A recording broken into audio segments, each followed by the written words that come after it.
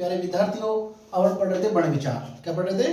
वर्ण विचार। ठीक है, इसमें से अपन ने स्वर पढ़ लिया और व्यंजन पढ़ रहे हैं। ठीक है, व्यंजन दो प्रकार किए थे पढ़ने, एक प्रयत्न के आधार पर और एक उच्चारण स्थान के आधार पर। ठीक है, तो अपने लास्ट जो वीडियो था पिछला, उसमें अपने प्रयत्न के आधार पर पढ़ रहे थे। ठीक है, तो बने रहे कंटिन्यू। अब पढ़ेंगे अपन व्यंजन पढ़ रहे हो, पढ़ेंगे प्राण तत्व के आधार पर। क्या पढ़ेंगे? प्राण तत्व के आधार पर व्यंजन। क्या पढ़ेंगे? प्राण तत्व के आधार पर क्या पढ़ेंगे? व्यंजन। क्या पढ़ेंगे? व्यंजन। ठीक है, प्राण तत्व के आधार पर। अब प्राण तत्व के आधार पर कौन कौन से होते हैं? तो प्राण तत्व के आधार पर दो प्रकार के होते हैं। कितने प्रकार के होते हैं? दो प्रकार के। कौन कौन से? पहला है अल्पप्राण और दूसरा है महाप्राण। ठीक है, प्राण तत्व के आधार पर कितने प्रकार है? दो। कितने? अल्पप्राण और महाप्राण। ठीक है, अब अल्पप्राण क्या होता है और महाप्राण क्या होता है? ठीक है, तो आओ उसकी परिभाषा देखते हैं। अल्पप्राण वे वर्ण, अल्पप्राण क्या होते हैं? वे वर्ण जिनके उच्चारण में, वे वर्ण जिनके उच्चारण में प्राण वायु कम मात्रा में बाहर निकलती हो, कम मात्रा में बाहर निकलती हो अथवा उच्चारण में कम समय लगता हो, उच्चारण में कम समय लगता हो, वो होते हैं अल्पप्राण। ठीक है, महाप्राण क्या होते हैं? वे वर्ण जिनके उच्चारण में अधिक मात्रा में प्राणवायु बाहर निकलती हो, अधिक मात्रा में प्राणवायु बाहर निकलती हो तथा उच्चारण में भी थोड़ा अधिक समय लगता हो। ठीक है, वो होते हैं महाप्राण। ठीक है, तो देख लेते हैं इनकी परिभाषा अल्पप्राण की। यहां लिख देता हूं, अल्पप्राण। इसकी परिभाषा देख लो। वे वर्ण जिनके उच्चारण में वायु कम मात्रा में बाहर निकलती हो तथा उच्चारण में कम समय लगता हो, उच्चारण में कम समय लगता हो, ये क्या कहते हैं? अल्पप्राण। क्या कहलाते हैं? अल्पप्राण। ठीक है, दूसरा है महाप्राण। दूसरा कौन सा है? महाप्राण। ठीक है, महाप्राण देख लेते हैं कि वे वर्ण जिनके उच्चारण में वायु अधिक मात्रा में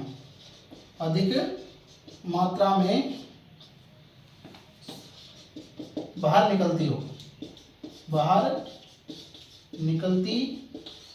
हो तथा उच्चारण में भी क्या होता हो? अधिक समय लगता हो, उच्चारण में अधिक समय लगता हो, क्या कहलाते हैं? महाप्राण। ठीक है, तो अल्पप्राण और महाप्राण परिभाषा समझ में आ गई। अल्पप्राण किसे कहते हैं, महाप्राण किसे कहते हैं। ठीक है, ये प्राण तत्व के आधार पर दो भेद है, अल्पप्राण और महाप्राण। अब अपन पढ़ेंगे कि अल्पप्राण में कौन कौन से वर्ण होते हैं और महाप्राण में कौन कौन से वर्ण होते हैं। ठीक है प्यारे बच्चों, आपको परिभाषा समझ में आ गई इनकी कि वे वर्ण, अल्पप्राण वे वर्ण जिनके उच्चारण में वायु कम मात्रा में बाहर निकलती हो तथा उच्चारण में कम समय लगता हो, वो कहते हैं अल्पप्राण। ठीक है, महाप्राण वे वर्ण जिनके उच्चारण में वायु अधिक मात्रा में बाहर निकलती हो तथा उच्चारण में भी अधिक समय लगता हो, वो कहलाते हैं महाप्राण। ठीक है, अब पढ़ते हैं कि अल्पप्राण और महाप्राण में कौन कौन से वर्ण शामिल किए जाते हैं। ठीक है, तो प्राण तत्व के आधार पर इनकी परिभाषा पढ़ ली, अल्पप्राण और महाप्राण। अब पढ़ते हैं कि अल्पप्राण में कौन कौन से वर्ण होते हैं। ठीक है, तो देखो अल्पप्राण में अपन ने स्पर्श व्यंजन पढ़े थे ना। स्पर्श व्यंजन कितने होते हैं? टोटल 25 होते हैं ना। 5 वर्ग होते हैं, प्रत्येक वर्ग में 5-5 अक्षर होते हैं, मतलब 5-5 वर्ण होते हैं। ठीक है, तो अल्पप्राण में कहने मतलब वर्ग का पहला अक्षर, वर्ग का तीसरा अक्षर और वर्ग का 5वां अक्षर। स्पर्श व्यंजन अपने पढ़े थे, उसमें 25 वर्ण पढ़े थे अपने, 5 वर्ग पढ़े थे, प्रत्येक वर्ग में 5-5 वर्ण होते हैं, ये भी अपने पढ़ा था। ठीक है, तो अल्पप्राण में कौन कौन से वर्ण है कि वर्ग का पहला अक्षर, वर्ग का तीसरा अक्षर और वर्ग का 5वां अक्षर। आई बात समझ में? तो एक वर्ग में 5 होते हैं, तो एक वर्ग में से अपने कितने वर्ण लिए? 3। वर्ग का पहला, जैसे कै वर्ग है, जैसे बताओ को कै वर्ग है, कै वर्ग में से पहला कै, तीसरा गे और पांचवा ण, तो 3 वर्ण हो गए ना। तो ऐसे ही टोटल 5 वर्ण है, तो कितने वर्ण हो गए? 5 दिए 15, ठीक है। तो 15 वर्ण तो ये हो गए वर्ग के। प्लस में यण वर्ण, जिसको आप कहते हैं अंतस्थ, क्या कहते हैं? अंतस्थ, अंतस्थ वर्ण, ठीक है। अंतस्थ वर्ण कौन कौन से थे? 4 होते हैं। कौन कौन से? य, र, ल और व, 4 ही हो गए। प्लस में 4 एक तो टोटल कितने हो गए? 19। टोटल 19 कौन से वर्ण हो गए? अल्पप्राण। कौन से हो गए? अल्पप्राण। कौन कौन से? दोबारा देखते हैं। वर्ग का पहला अक्षर, वर्ग का तीसरा अक्षर, वर्ग का पांचवा अक्षर, ठीक है। वर्ग अपन अच्छे से पढ़े थे पहले स्पर्श व्यंजन में। 5 वर्ग होते हैं, प्रत्येक वर्ग में 5-5 वर्ण होते हैं, ठीक है। तो पहला, तीसरा और पांचवा, कुल मिला के कै वर्ग है, तो कै वर्ग में से कै, ग और ण, 3 हो गए ना। तो कुल मिला के 5 वर्ग होते हैं, प्रत्येक वर्ग में से 3 अक्षर लिए हैं, तो टोटल कितने हो गए? 15, ठीक है। प्लस में 4 अंतस्थ व्यंजन होते हैं अपने, य, र, ल और व, टोटल कितने हो गए? 19। टोटल कितने हो गए? 19। ये हो गए अपने अल्पप्राण, ठीक है। अगला देखते हैं महाप्राण। अब महाप्राण में वर्ग में 5 अक्षर में से 3 ले लिए, तो बचे किन से? 2 बचे। कौन कौन से? वर्ग का दूसरा और वर्ग का चौथा, वर्ग का दूसरा और वर्ग का चौथा अक्षर, ठीक है। अब वर्ग का दूसरा चौथा कौन सा? जैसे सपोज करो क वर्ग है, क वर्ग का दूसरा अक्षर कौन सा है? ख और चौथा घ, 2 अक्षर। इसी प्रकार से 5 वर्ग होते हैं। कितने वर्ग होते हैं? 5 वर्ग। 5 वर्ग में से 2 वर्ग लिए, तो गुणा 2 करेंगे, कितने हो गए? 10, ठीक है। तो 10 तो ये हो गए वर्ग में से, ठीक है। और प्लस में ऊष्म व्यंजन, कौन से? ऊष्म, 4 ऊष्म कितने होते हैं? 4। कौन कौन से? स और है, ठीक है। 4 ऊष्म हो गए, तो टोटल कितने हो गए? 10 + 4, 10 + 4 बराबर 14, 10 + 4 बराबर 14। तो ये महाप्राण हो गए। समझ में आया अच्छे से? अल्पप्राण और महाप्राण, ठीक है। अपन ने पहले वाले वीडियो में स्पर्श व्यंजन पढ़े थे। टोटल 25 स्पर्श व्यंजन होते हैं, 5 वर्ग पढ़े थे, प्रत्येक वर्ग में 5-5 अक्षर वर्ण होते हैं, ठीक है। तो अल्पप्राण में वर्ग का पहला, वर्ग का तीसरा, वर्ग का पांचवा, प्लस अंतस्थ 4, य, र, ल, व, तो टोटल कितने वर्ण हो गए? 19। ये शामिल करते हैं अल्पप्राण में, 19 वर्ण टोटल, ठीक है। दूसरा है महाप्राण। महाप्राण में 3 तो इसमें से ले लिए, बचे लास्ट 2। अब महाप्राण में वर्ग का दूसरा, वर्ग का चौथा, प्लस में ऊष्म, ठीक है। तो कितने हो गए? ऊष्म कौन कौन से? स और है, ठीक है। तो कितने हो गए? 10 + 4 बराबर 14 वर्ण। तो 14 वर्ण होते हैं महाप्राण में और 19 वर्ण होते हैं अल्पप्राण में। तो टोटल कितने हो गए? 19 + 14, 33 वर्ण हो गए ना। 33 व्यंजन पढ़ने पड़े थे, ठीक है। आपसे अगर पूछ ले कि टोटल जो वर्ण होते हैं अपने स्वर भी शामिल करते हैं उसमें, ठीक है, मूल वर्ण, जैसे कि हिंदी में जो मूल वर्ण है वो कितने होते हैं? तो 33 तो व्यंजन, प्लस में 11 स्वर, तो कितने हो गए? 44। कितने हो गए? 44। अगर इन 44 वर्णों के आधार पर इनको डिवाइड करें, अल्पप्राण और महाप्राण के, तो अपन ने अपने व्यंजन के आधार पर किया है, स्वर के आधार पर इनको डिवाइड करें, तो जो 11 स्वर है ये अपने अल्पप्राण में शामिल करते हैं। किसमें शामिल करते हैं? अल्पप्राण में। 11 अल्पप्राण में शामिल करते हैं। तो अल्पप्राण में 19 है, ठीक है। अल्पप्राण में कितने हैं? 19, प्लस में 11 स्वर और जोड़ दो, कितने हो गए? 30। कितने हो गए? 30। अगर टोटल मूल वर्ण 44 है, इनके आधार पर अपन इसको डिवाइड करें तो अल्पप्राण में 30 होते हैं। कितने होते हैं? 30, क्योंकि 11 स्वर है वो इसमें अल्पप्राण में शामिल किया जाता है, ठीक है। और महाप्राण है उसमें 14 ही रहते हैं। आया बात समझ में? तो 30 + 14 कितने हो गए? अल्पप्राण में 30 और महाप्राण में 14, कितने हो गए? 30 + 14 बराबर 44 हो गए। मूल वर्ण, हिंदी मूल वर्ण कितने हैं? 44 हो गए, ठीक है। अगला पढ़ेंगे अपन दूसरा पार्ट, ठीक है। तो अगला, ठीक है, अल्पप्राण महाप्राण पढ़ लिया प्राण तत्व के आधार पर। अगला जो भेद है वो है स्वर यंत्र व ध्वनि तंत्र। स्वर यंत्र व ध्वनि तंत्र के आधार पर, ठीक है। अगला कौन सा है? स्वर यंत्र व ध्वनि तंत्र के आधार पर। अब स्वर यंत्र व ध्वनि तंत्र के आधार पर कितने भेद होते हैं, ठीक है, तो इसके भी वही दो भेद होते हैं। कौन कौन से? पहला होता है घोष, ठीक है, इसको अपन सघोष भी कह सकते हैं। क्या कहते हैं? सघोष, ठीक है, एक ही बात है। दूसरा होता है अघोष। कौन सा होता है? अघोष, ठीक है। स्वर यंत्र व ध्वनि तंत्र के आधार पर कितने भेद होते हैं? दो। कितने भेद होते हैं? दो। कौन कौन से? पहला घोष, उसको सघोष भी कहते हैं। दूसरा होता है अघोष, ठीक है। अब घोष और अघोष है क्या, इनकी परिभाषा क्या है, ठीक है, तो इनकी परिभाषा है, मैं आपको बताता हूँ, यहाँ लिखता हूँ, देखो, वे वर्ण जिनके उच्चारण में वायु गले से निकलने पर, डायरेक्ट अपने शब्दों में सीधी परिभाषा, ठीक है, अपने शब्दों में, कि वे वर्ण जिनके उच्चारण में वायु गले से निकलने पर स्वर तंत्रियों में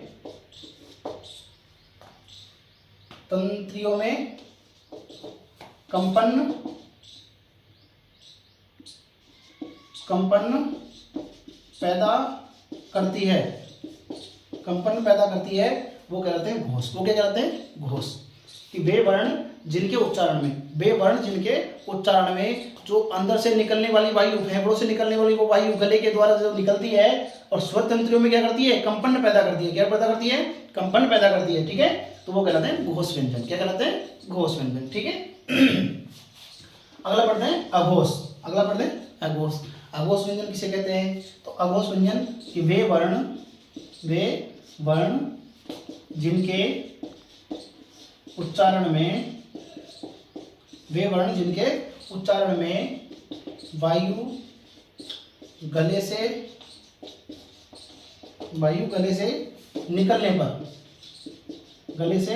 निकलने पर स्वर तंत्रियों में कोई भी कंपन पैदा नहीं करती, मतलब कोई भी कंपन पैदा नहीं करती,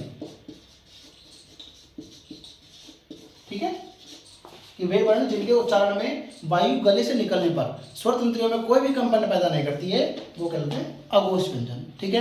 परिभाषा समझ में आई इनकी। स्वर तंत्र व ध्वनि तंत्र के आधार पर दो भेद होते हैं। पहला घोष, इसको सघोष भी कहते हैं। दूसरा होता है अघोष, ठीक है। घोष की परिभाषा अपने देख ली कि वे वर्ण जिनके उच्चारण में, यानी वो वर्ण जिनको बोलने पर, इनको उच्चारण करने पर जो अंदर फेफड़ों से निकलने वाली वायु जो गले के माध्यम से बाहर निकलती है तथा स्वर यंत्र जो हमारे तंत्र है, स्वर तंत्र, उनमें कंपन पैदा करती है, ठीक है, तो वो कहते हैं घोष, ठीक है। और अघोष कि वे वर्ण जिनके उच्चारण में जो गले से निकलने वाली जो वायु है वो स्वर तंत्र में कोई भी कंपन पैदा नहीं करती, वो कहलाते हैं अघोष। आई समझ में? तो ठीक है, अपन ने पढ़ लिया स्वर यंत्र ध्वनि तंत्र के आधार पर दो भेद है, घोष सघोष। पहला कौन सा है? घोष और सघोष, इसको सघोष भी कहते हैं, ठीक है। दूसरा है अघोष, ठीक है। इनकी परिभाषा अपन ने देख ली अभी। अब ये देखते हैं कि घोष में कौन से वर्ण शामिल है और अघोष में कौन से वर्ण शामिल किए जाते हैं, ठीक है। तो घोष में कौन से वर्ण है, जैसे अपन ने अभी पढ़े थोड़ी देर पहले अल्पप्राण और महाप्राण पढ़े थे, ठीक है, वर्ग के आधार पर। इसी प्रकार से इसमें भी वर्ग का तीसरा अक्षर, वर्ग का चौथा अक्षर, वर्ग का पांचवा अक्षर, ठीक है। जैसे अभी बताया था कवर्ग, कवर्ग में 5 अक्षर होते हैं, 5 वर्ण होते हैं। कौन कौन से? क, ख, ग, घ और न। तो इसमें से वर्ग में से तीसरा ग, चौथा घ और पांचवा न, ठीक है। तो तीसरा, चौथा और पांचवा 3 वर्ण हो गए, तो टोटल कितने हो गए? 15, ठीक है। प्लस में अंतस्थ, अंतस्थ व्यंजन कौन कौन से पढ़े थे अभी लिए थे? य, र, ल और व, 4 ही हो गए। प्लस इसमें एक वो है जो ऊष्म व्यंजन है, उसको भी इसमें शामिल किया जाता है, ठीक है। जो ऊष्म व्यंजन है महाप्राण में उसको शामिल किया गया था, लेकिन इस घोष में इसको है को यहाँ शामिल किया जाता है अंतस्थ के साथ में, ठीक है। तो वर्ग का तीसरा, वर्ग का चौथा, वर्ग का पांचवा अक्षर, प्लस में अंतस्थ 4 हो गए, य, र, ल और व, प्लस एक है वो उस व्यंजन जो है उसका अंतिम अक्षर है, वो घोष में शामिल किया जाता है, ठीक है। तो टोटल कितने हो गए? 345। वर्ग का 3 अक्षर हो गए तो 5 वर्ग होते हैं, तो टोटल 15 हो गए। 15 4 अंतस्थ हो गए 19 प्लस में 1 है, कितने हो गए 20। 15 प्लस 4 प्लस 1 बराबर 20। तो घोष में कितने वर्ण शामिल किए जाते हैं 20। कितने वर्ण शामिल किए जाते हैं 20। कौन कौन से? वर्ग का तीसरा, वर्ग का चौथा, वर्ग का पांचवा, प्लस में अंतस्थ या अलावा, ठीक है, प्लस में है 20 वर्ण। अगला पढ़ते हैं अघोष, ठीक है। अघोष में कौन से? अब वर्ग में 5 वर्ण होते हैं, वर्ग में कितने वर्ण होते हैं 5, ठीक है। तीसरा चौथा पांचवा अपन ने घोष में ले लिया, तो बचे कौन से? 2। कौन से बचे? 2। वर्ग का पहला और वर्ग का दूसरा, वर्ग का पहला और वर्ग का दूसरा। जैसे का वर्ग है कै ख ग घ है, तो तीसरा चौथा पांचवा घोष में है और कै ख पहला दूसरा ये अघोष में है, ठीक है। तो वर्ग का पहला और वर्ग का दूसरा, प्लस में से और से, ये उस व्यंजन है। ये कौन से? उस व्यंजन। लेकिन उस व्यंजन में से अंतिम जो अक्षर था, अंतिम जो वर्ण था है, वो अपने घोष में शामिल किया है, ठीक है। तो इसमें कौन से कितने बचे? टोटल पहला और दूसरा, वर्ग का पहला और दूसरा कितने हो गए 10 प्लस 3 कितने हो गए 13। 10 प्लस 3 को टोटल कितने हो गए 13, ठीक है। तो व्यंजन कितने हो गए टोटल 20 प्लस 13, 20 प्लस 13 बराबर 33 व्यंजन हो गए, ठीक है। अभी मैंने थोड़ी देर पहले बताया था आपको प्राण तत्व के आधार पर जो भेद किए थे, उसमें बताया था कि मूल वर्ण कितने होते हैं 44। कितने होते हैं 44। कौन कौन से? 33 व्यंजन प्लस 11 स्वर, 44 मूल वर्ण, ठीक है। तो अगर इनको भी अगर उसी प्रकार से टोटल मूल वर्ण के आधार पर विभाजित किया जाए, ठीक है, तो जो घोष है, घोष इसमें टोटल 20 वर्ण है वर्तमान में, 345 प्लस में अंतस्थ, ठीक है, प्लस में है, और जो 11 स्वर है वो इसमें शामिल किया जाता है। 11 स्वर किसमें शामिल किया जाता है? घोष में। टोटल कितने हो गए 20 प्लस 11 बराबर 31। कितने हो गए 31, ठीक है। अघोष में वही है, अघोष में 12 प्लस से और से, ठीक है। टोटल कितने हो गए 13, ठीक है। तो 31 प्लस 13 बराबर 44।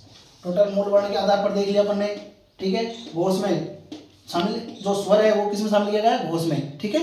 तो टोटल कितने घोष में 31। कितने वर्ण है? आपसे पूछ ले कि घोष जो व्यंजन है स्वरयंत्र के आधार पर जो भेद है घोष या सघोष, उसमें कितने वर्ण शामिल है?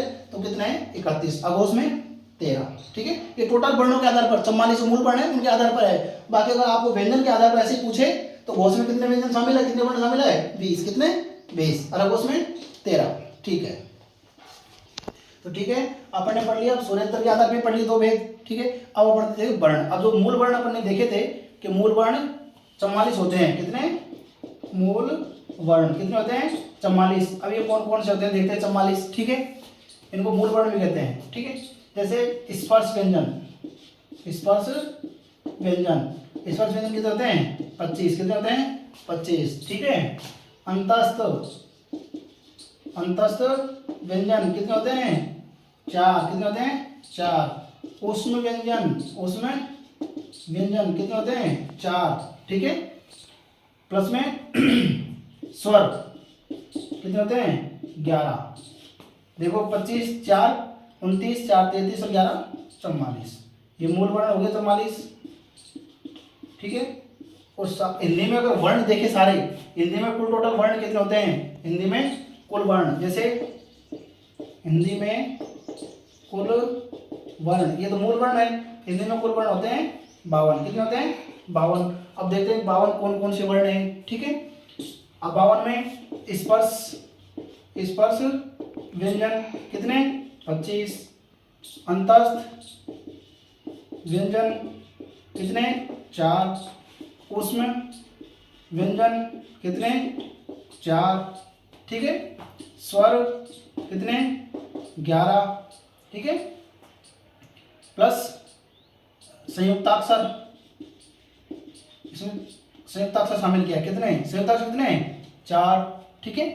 प्लस में अयोगवाह, अयोगवाह इसमें शामिल किया गया है। अयोगवाह कौन से 2 कौन कौन से होते हैं अयोगवाह को बताया था मैंने, अनुस्वार और विसर्ग, अनुस्वार और विसर्ग 2 अयोगवाह को बताया था ना, अनुस्वार और विसर्ग, ठीक है। तो इसमें शामिल किया गया है। संयुक्ताक्षर आपको बता देगा क्ष, त्र, ज्ञ और श्र, ठीक है। स्वर आपको पता है, उसमें व्यंजन आपको पता है, स श है, अंतस्थ आपको पता है, यह अलावा 25 उसमें आपको पता है, कैसे लेके मैं तक स्पर्श व्यंजन होते हैं 25, ठीक है। अयोग है और 2 होते हैं उद्क्षिप्त व्यंजन, उद्क्षिप्त व्यंजन कितने? 2। कितने होते हैं? 2। कौन कौन से? ड और ढ, ठीक है। उद्क्षिप्त व्यंजन ड और ढ। तो टोटल कितने हो गए? 25 plus 4 plus 4 plus 11 plus 4 plus 2 plus 2, 25, 4 29, 4 33, 11 44, 4 48, 2 50, 2 52। कितने हो गए? 52, ठीक है। तो आपसे पूछे हिंदी में कुल वर्ण कितने थे? 52 और मूल वर्ण है 44। मूल वर्ण आपको डिवाइड कर दिए और कुल वर्ण में आपको डिवाइड कर दिए, ठीक है।